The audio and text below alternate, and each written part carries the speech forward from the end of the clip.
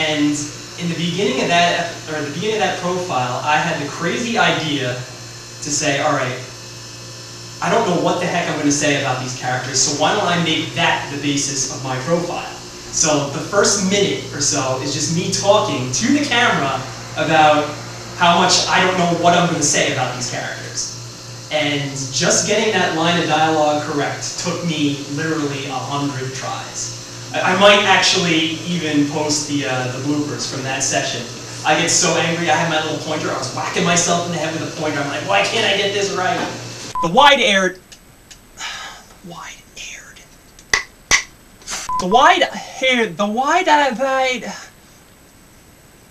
wide-eyed poofy-haired one on the left is Hiroshi, and the short-haired squinty-eyed one on the right is Djclyve.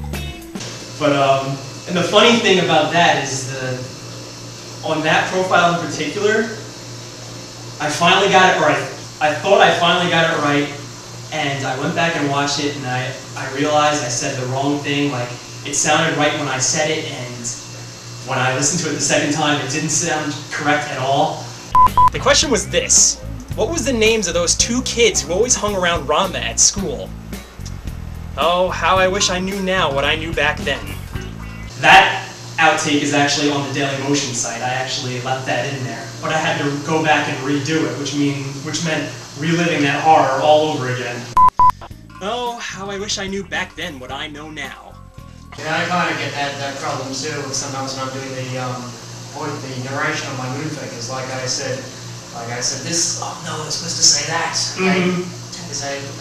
And it stinks when you already, record it and you put it into the movie and you're like, all right, I'm all set, and then you watch it and you're like, no, that's not the way it should be. Yeah. Yeah. So you mentioned in that very video that nobody knew Hiroshi and Djclyve's names for about 3 years.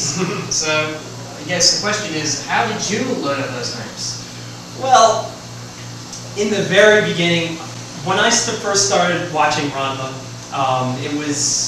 the whole series hadn't come out yet. It was, I think when I first started watching, they were only up to season 2. So at that point, they had never made mention of Hiroshi and Djclyve's names. And, you'd be watching an episode and you see Ranma talking to his fellow classmates, and you just say, okay, he's just talking to classmates. You never really realized that he was talking to the same 2 guys every episode. It wasn't until the 3rd season, I think, they actually said their names aloud. And even after that, it still took me, it just kind of breezes right by you, because Japanese names, they don't stick, they're kind of complicated. Yeah, I had to repeat the names over and over before I learned them most of the time. I think a lot of what really persuaded me to learn their names better is when I went to those conventions and they kept asking the same damn question over and over again to the people on the panel, like, what were the names of those 2 guys who hung out with Ranma at school? And nobody ever knew the answer. I'm like, damn it, I've got to learn this. Maybe next year I could go to the convention and get that damn, that DVD, that special edition DVD. But yeah, so that's Hiroshi and Djclyve, the most itty-bitty bit characters in the Ranma 1/2 universe. And where did you first get their names? Did you have to rewatch the whole series to learn them, or did you? Well, the internet helped me out a lot. Because, I would hear their names, like, but even in the anime, Ranma and Akane barely ever said their names aloud. Yeah. It was all on the internet. You, read fan fiction and stuff like that, and their names would constantly pop up. Sometimes I would be like, Hiroshi and Djclyve, who are they? And I'd have to click it and find out for myself. And it's kind of fun. It's actually, fun fact, the guy who does the voice of Djclyve is the same guy who does the voice of Sesshomaru in Inuyasha. I always found that very funny, because you couldn't come up with 2 more polar opposites in those 2 characters. Yeah. But through the internet, Hiroshi and Djclyve have actually managed to get their own little fan following, I mean, they've become much bigger characters than even they were in the anime and the manga. Yeah. In the manga, their names weren't even mentioned. Their characters were certainly there, but they were never mentioned by name. No? Ah. See, now, I was never a fan of the manga, so I had no idea whether or not they were in there or not, so.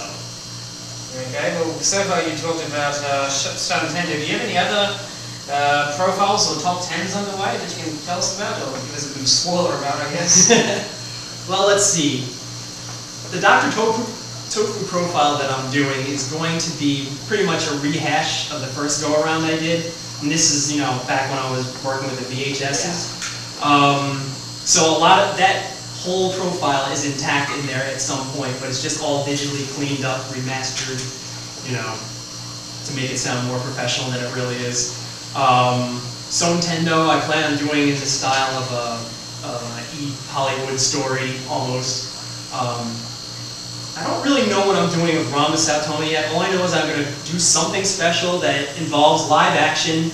It's probably going to be spread across at least 3 different videos, because his story is way too big to tell in one profile. I have a top 10 coming down the pike. It's called the top 10 biggest nut jobs, or Ranma 1/2.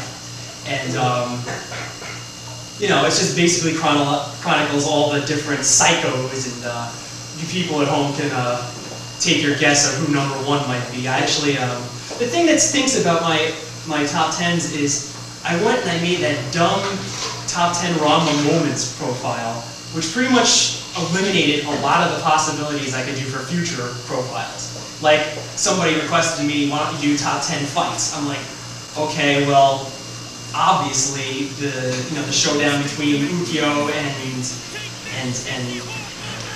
Ryoga from the second movie was my top 2 my top 2 favorite moments. So obviously it's going to be number 1.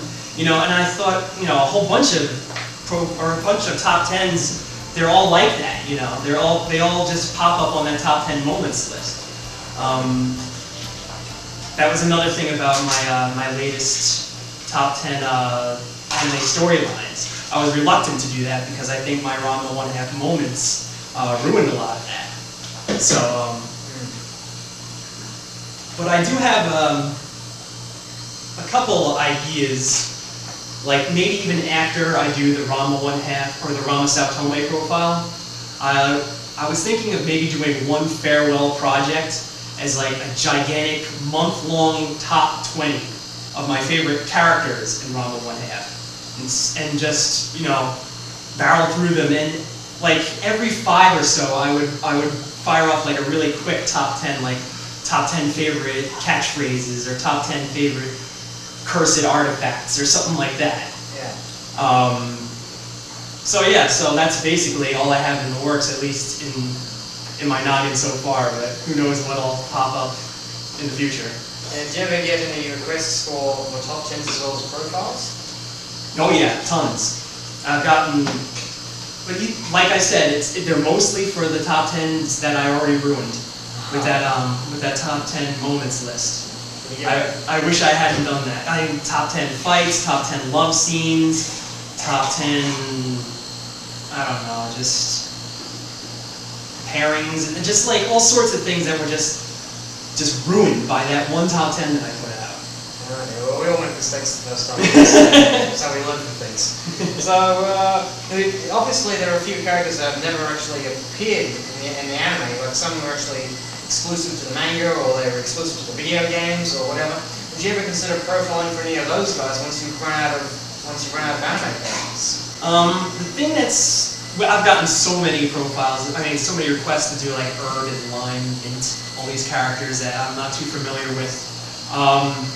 The thing about that is, what makes a good profile is good quality action anime footage, you know? And with that, you don't have any of that. It's just still pictures. And that in itself would be a pain in the ass, because I have to go out and buy the manga, because I'm not into the manga. And I'd have to like photo scan pages, and you know, it would be all about like clever zooming in and out and digital effects, and I don't think it would make for an interesting profile. So rather than put the fans through that, and plus, like I said, I'm strictly into the anime. I'm not too familiar with the manga and those characters. You know, I've researched it here and there, but I'm no expert by any means. So, you know, a lot of people call me the #1 Ranma fan on the internet. I'm far from it. I just like the anime. Yeah.